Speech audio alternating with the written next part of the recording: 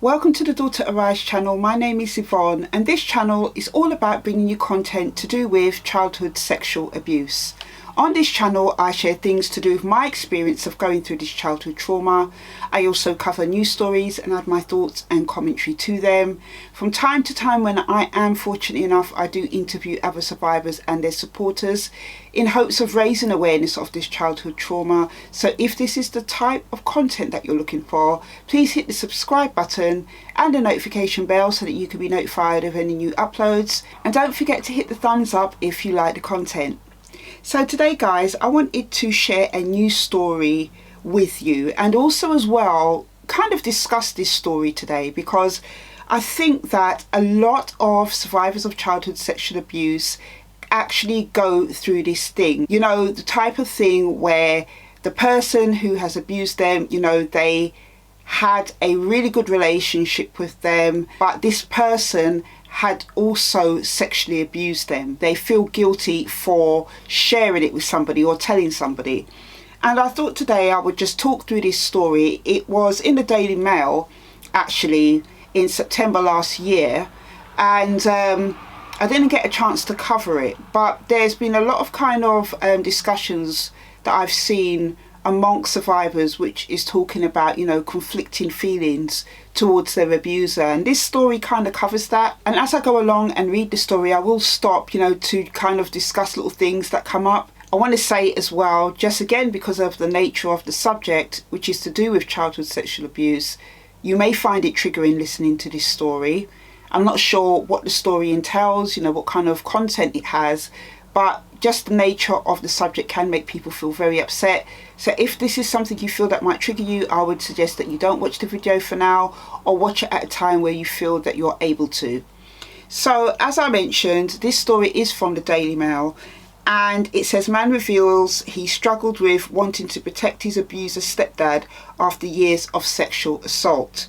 So what's really rare, that you don't get a lot actually when it comes to survivors of childhood sexual abuse, is lots of male survivors coming out publicly and sharing their story. A lot of the time with male survivors of childhood sexual abuse, they don't really share their story for a number of reasons. I've covered some news stories on this channel to do with male survivors of childhood sexual abuse. Some of them, you know, had conflicting feelings about coming forward because of, you know, the kind of stereotypes that people feed into when it comes to male survivors. You know, that they should be strong, that they shouldn't cry, that they're weak and all this stuff. So we know that the kind of percentage of male survivors that come forward and share their stories openly and publicly is a lot less than female survivors. But nevertheless, male survivors' voices and their stories are just as important and valuable as female survivors. And this young man opened up about the horrific sexual abuse he suffered at the hands of his stepfather from the age of 8 years old. And he revealed that he felt compelled to protect his abuser despite the trauma he caused. And I'm just guessing here that, as I mentioned at the beginning, it's to do with the fact that outside of this violating and intrusive and disturbing behaviour that his stepdad was inflicting on him, they had an alright relationship in other aspects of life. So that's what I think anyway. But Ryan Gadsby from Skello, Doncaster, opened up about his disturbing childhood and the trauma he experienced after years of abuse on a podcast. He revealed that he tried to take his own life at 16 years old after going to the police to report his stepdad, Andrew, who was a respected member of and leader in a church. He struggled with guilt. Again, that must have been so difficult for him, the fact that this man is his stepdad, he's a member of the church community. He probably felt he would be punished by God, or, you know, felt that, you know, he was doing something wrong in speaking out, but he totally did the right thing. Ryan shared that he had PTSD and depression after sexual abuse, And that is something that is very common amongst survivors. I suffered from PTSD for a number of years, and it took a long time to get over it. And I suffered from depression on and off for over 20 years. And with other survivors that I have worked with in Daughter Arise or spoken to, it is a common symptom that a lot of survivors get. Well, two most common symptoms that a lot of survivors get, it is PTSD and depression. Ryan said, I felt bad for him, which will confuse a lot of people, and this is one of the messages that I stress. I feel guilty for him, and I felt so sorry for him because he was my dad. I wouldn't say that it will confuse a lot of people, but I would say that it would confuse people who haven't gone through childhood sexual abuse. This feeling that he's describing of feeling bad for his abuser and feeling sorry for him is totally normal. It's a totally normal feeling for survivors of childhood sexual abuse. I myself didn't go through that. I didn't feel bad for my dad. I was very, very angry at what he did to me. I never felt a time when I felt sorry for him or sad for him. But when I became older and gave my life to Christ, and many decades later, understanding the weight of what he'd done, I did feel bad for him, and as a matter of fact I did pray for him. But at the time, in those first 10-20 years after my abuse, I didn't feel bad for my dad. But there are lots of survivors out there that do feel bad for the person that abuses them. And isn't that a funny thing, that there are so many survivors that do feel this and can relate to what Ryan is saying, feeling that feeling of feeling sorry for them or guilty for saying things against them. But yet when the shoe is on the other foot, the paedophile never feels sorry for his actions. The times where they actually are sorry is if they get caught. They will try and do kind of compliant behaviour, to try and manipulate people a lot of the time. But at the time, or afterwards, they never voluntarily own up and say, I feel bad for what I've done to you or anything like that. So that's just kind of really an interesting thing to kind of see, that somebody who's gone through it will feel sorry for the person, especially if they've had a long-standing relationship with them and they've had a connection with them emotionally and in other aspects of life, getting well with them. But then when it's on the shoes on the other foot, the paedophile never feels sorry for the child that he has abused. Ryan also goes on to say that even though he was my stepdad, he'd been my dad since so young. That attachment was there, and the relationship doesn't just go away because of what he did at the time. This again is something that is very true for a lot of survivors. It is hard to kind of distinguish the behaviour from the person. I thought this person loved me, but then they've done these horrible, crazy things to me, and then a lot of confusing and conflicting emotions come in just because of that fact of the person, who they are in that person's life. He also goes on to say that, speaking about the day he reported his stepfather to the police, and I want to say here as well that it is not only step parents that sexually abuse their stepchildren. A lot of the time it is also birth fathers and birth mothers that are also doing as well. A lot of the kind of comments that I used to get when people used to find out in my earlier days about my dad, and knowing that I told them that I was sexually abused, one of the things they always used to say, oh, is it your stepdad? Because a lot of people seem to think that a parent that is once removed, like a step parent, are more likely to sexually abuse a child that's not their own. And yes, that is definitely true, but birth parents, birth fathers do it as well. And I remember having to say to people, no, actually it was my birth dad that did this to me. Even in my younger years, I found that very hard to kind of get my head around, and used to try to want to distance myself from the fact that it was my birth dad that did this to me. I also used to say in my younger years, that it was my stepdad.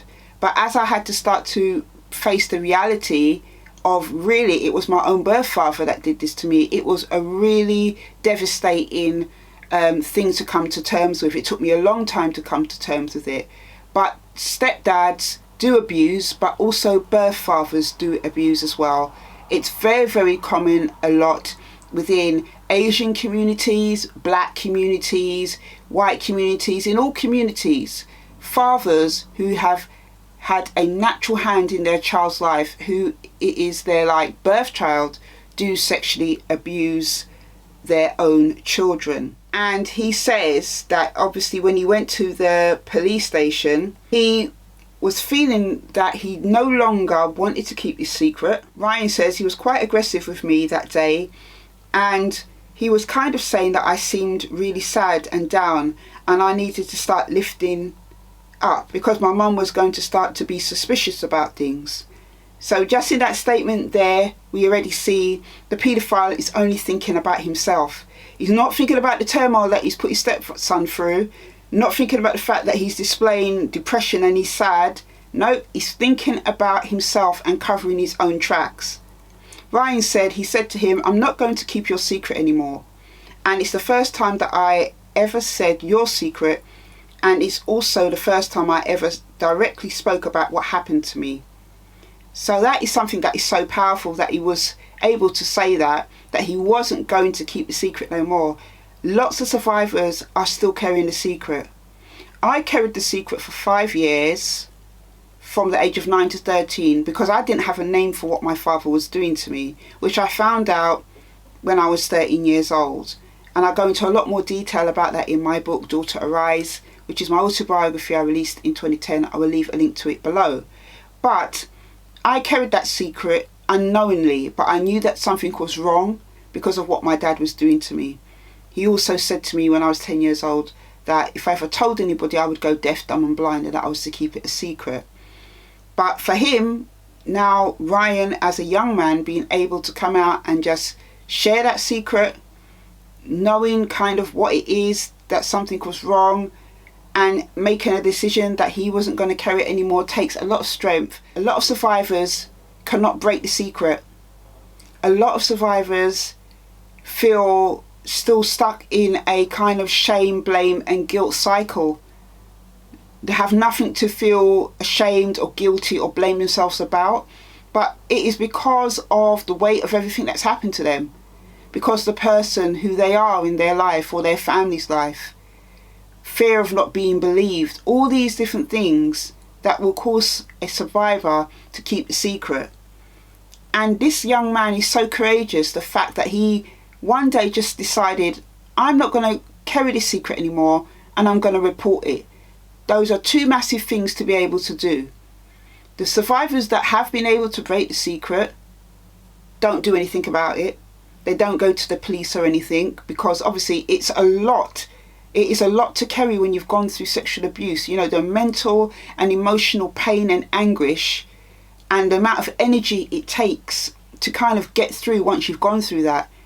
And then to go to the police station and have to go through interviews and, you know, it all being dug up again and people, you know, police speaking to your relatives and all that. A lot of survivors are not going to be willing to do that. So this guy has got an immense strength to be able to do that, to not only share the secret, but also go to the police and make that decision to report his father. He then said his stepfather said, "Stop it with this attitude, Ryan." And he went red and he was really angry. And so I opened up the door and managed to get out. And he grabbed my top and pulled me back in the car. But I managed to shrug him off. And that's the last time I ever saw him. Ryan explained that he broke down in tears and decided to go to the police station there and then. However, an officer told him to come back the following day because there wasn't enough officers on shift. This is something that I used to see a lot when I was supporting adult survivors of childhood sexual abuse, the ones that had managed to break the secret, who went to the police many years later. They were kind of encouraged and inspired by other adult survivors who came out after the Jimmy Savile scandal, who came out in light of the independent inquiry into childhood sexual abuse, where survivors were sharing their stories and experiences of being sexually abused within children's homes, churches and other institutions.